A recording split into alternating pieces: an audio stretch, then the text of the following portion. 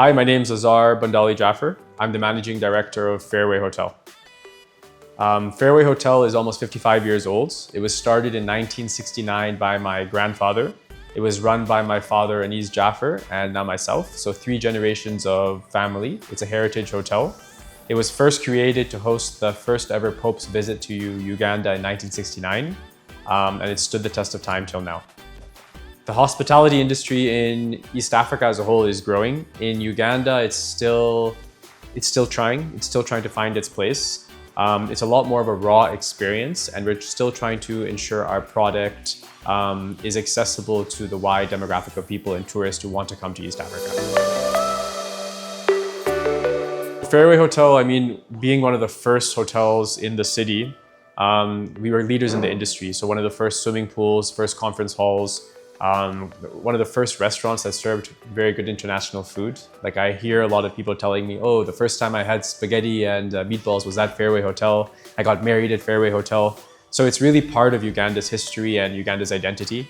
One thing that makes us successful is our teams, our staff. I think the way we work with our staff is very dynamic, very open, very much a team effort. Even during COVID, where a lot of hotels went down, all of our staff came together and we said, hey, how do we survive this? What can we do together? And I think that's why we were successful. So I think overall it's teamwork, our location, the history, and also our staff. So we as Fairway Hotel, we do a lot of training. We're heavily engaged in training, and it's because we found that there's a lack of professional, skilled labor in hospitality and tourism, and it's a very growing industry. So we've been engaged in training. When we were approached to do this with some applicants from refugee camps, we were trying to understand how does it fit into what we're already doing. And through the sponsorship of being able to train them at a lower cost, it helped them integrate within us. Some of the value we saw as Fairway Hotel is first diversity. I think there is huge strength in diversity in terms of decision making. A hotel itself is very diverse. You have tourists from all around the world. So even the language. One of our most successful applicants we retained, he's moved up, and his French has come in handy, especially in a hotel.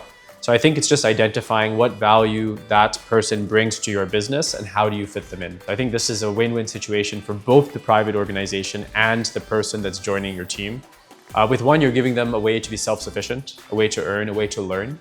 But as an organization, if you understand how you want that partnership to work and what void they can fill within your company, that is where you see benefit. Like I said, for us, it was language. For some, it could be culinary. I mean, people coming with different skills. It could be also having a different mindset. There's a lot of space for these kind of applicants, especially those who speak French. A large number of our tourists that come into the country are European. So French is a major asset. I would also say in terms, like I said, of the thought process, right? Like sometimes we're sitting in a group deciding how should we market this product or what color should our packaging be? And it's always interesting to hear someone else's point of view from a different background.